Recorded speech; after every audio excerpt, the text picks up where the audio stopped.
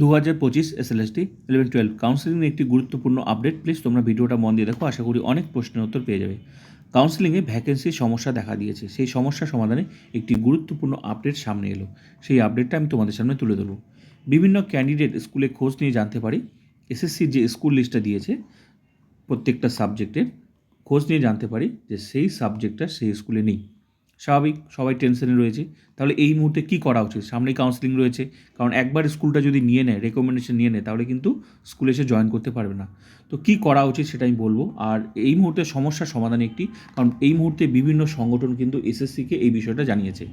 ঠিক আছে, তো সমস্যার সমাধান একটি গুরুত্বপূর্ণ আপডেট সামনে এলো, তোমরা দেখে নাও, তারপর বাকি তথ্যগুলো আমি তোমাদের দিচ্ছি। তোমাদের কি করা উচিত?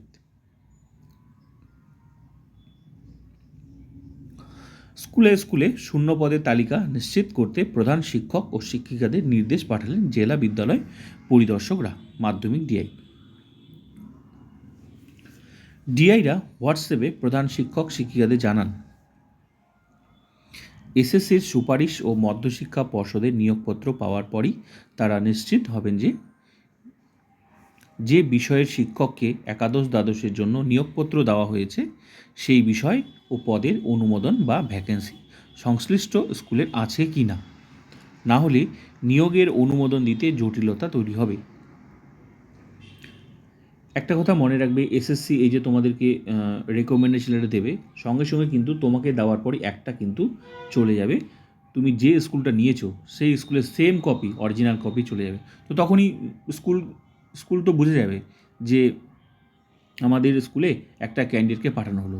তো স্কুল তো বুঝে যাবে যে আমরা কি ভ্যাকেন্সি, আমাদের কি এই সাবজেক্টটা এই স্কুলে অনুমোদন আছে কি না। তো স্বাভাবিক স্কুলে বুঝে যাবে। এসএসসি যখনই একটা রেকমেন্ডেশন একটা ক্যান্ডিডেটকে দেবে, মানে কাউন্সেলিংয়ে, তারপর মধ্যশিক্ষা পর্ষদ, তারপর সেম কপি কিন্তু স্কুলে পৌঁছাবে। ঠিক আছে, তাই সমস্যার সমাধান হবে আশা করি। ঠিক আছে, হ্যাঁ কী বললাম, হ্যাঁ ভ্যাকেন্সি সংশ্লিষ্ট স্কুলের আছে কি না। না হলে নিয়োগের অনুমোদন দিতে জটিলতা তৈরি। আর অনুমোদনটা কিন্তু তারপর কি করে, এইচএম কিন্তু এই যে এসএসসি থেকে তোমার কাউন্সেলিংয়ের রেকমেন্ডেশন লেটার প্লাস মধ্যশিক্ষা পর্ষদ থেকে অ্যাপয়েন্টমেন্ট লেটার দুটোই কিন্তু সেম কপি স্কুলে পৌঁছাবে। মানে তোমাকে যেমন দিল, কিন্তু সেম কপি কিন্তু অরিজিনাল স্কুলে কিন্তু অলরেডি পৌঁছে যাবে। সবার আগে পৌঁছাবে এসএসসির এই রেকমেন্ডেশন লেটারটা। তো এর ফলে স্কুলগুলোও তো, স্কুলের যে এইচএম বা টিআইসি বুঝে যাবে যে এই স্কুলে যে ক্যান্ডিডেট আসবে সত্যি কি ভ্যাকেন্সি আছে এখানে, বুঝে যাবে।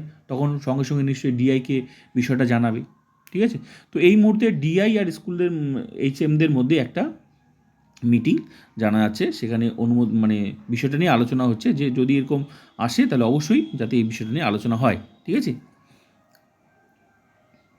তো না হলে নিয়োগের অনুমোদন, কারণ অনুমোদনটা কিন্তু ফাইনালি নিয়োগপত্র পাওয়ার পর তুমি যখন স্কুলে জয়েন করবে তখন কিন্তু ফাইনালি তোমার যে কনফার্মেশন, মানে চাকরি তুমি জয়েন করবে, সে অ্যাপ্রুভাল করবে, সেটা কিন্তু ডিআই।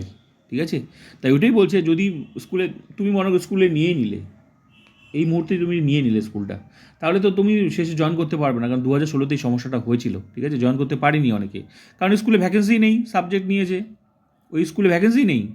তো এটাই ওই জন্যই বলেছে জটিলতা তৈরি হবে। এ ব্যাপারে কোনো সংশয় থাকলে ডিআই অফিসে কথা বলতে বলা হয়েছে প্রধান শিক্ষকদের। নিশ্চিত হওয়ার পরেই কোনো প্রার্থীকে যোগদান করানো যাবে। তো এই বিষয়টা নিয়ে আলোচনা হচ্ছে, এই বিষয়টা নিয়ে ভিতরে প্রধান শিক্ষক শিক্ষিকা প্লাস হচ্ছে তোমার এই ডিআইদের মধ্যে একটি এই বিষয়টা নিয়ে। তো যখনই এই যে এসএসসি যে কাউন্সেলিং দেবে, এবার বিষয় হলো তোমাদের এই মুহূর্তে কী করা উচিত। কারণ স্কুল লিস্ট তো তুমি এই মুহূর্তে তো স্কুল লিস্ট পাবলিশ হয়ে গেছে। এই মুহূর্তে তোমার কী করা উচিত? এই মুহূর্তে তুমি যতগুলো পারবে, যতটুকু তোমার ক্ষমতার মধ্যে আছে, ঠিক আছে, এই মুহূর্তে তোমার কী করা উচিত? যতটুকু তোমার ক্ষমতা, যে স্কুলগুলো তুমি নেবে, এই যে চুজ করবে, তুমি তো 1 নাম্বার 2 নাম্বার 3 নাম্বার, তুমি first choice, second choice, third choice এরকম তো করবে। তো যেটুকু পারবে স্কুলে খোঁজ নিয়ে নেবে যে এই স্কুলটা আমি টার্গেট করেছি। তো নিজে একটু খোঁজ নিয়ে, কারো কাছে খোঁজ নিয়ে, এইচএমের কাছ থেকে সরাসরি খোঁজ নিয়ে যে আপনার স্কুলে এই সাবজেক্টটা কি আছে, ভ্যাকেন্সি কি আছে, কারণ আমি নিতে চাই।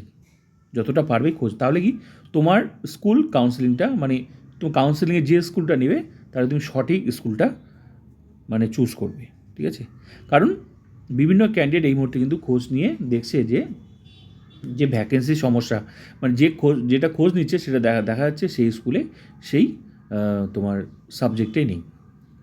তো তোমাদের হাতে যেটুকু আছে সেটা তোমরা করো, আশা করি এই সমস্যা খুব তাড়াতাড়ি মিটে যাবে, ঠিক আছে? যেহেতু কাউন্সেলিং সামনেই, তোমার তো করার কিছু নেই, কাউন্সেলিংয়ে তো তোমাকে যেতে হবে। তো যতক্ষণ কিছু না হয় ততক্ষণ তোমার হাতে যেটুকু আছে তুমি সেটুকু করো, যতটুকু পারবে খোঁজ নিয়ে নাও, যে যে যে কটা স্কুল তুমি চুজ করার ভাবছো যে এটা না পেলে ওটা নেবো, ওটা না পেলে ওটা নেবো, তো এরকম কটা স্কুল তুমি নিজে নিজে খোঁজ নিয়ে নাও, ঠিক আছে? ফোনের মাধ্যমে যে কোনোভাবেই হোক, ঠিক আছে? আজকাল বিভিন্ন যোগাযোগের বিভিন্ন মাধ্যম আছে, গুগলে সার্চ করো, ম্যাপে সার্চ করে স্কুল নেম দিয়ে, ঠিক আছে? ফোন নাম্বার বাড়া যাবে, ডিটেলস ফোন করে নেবে, কী অসুবিধা?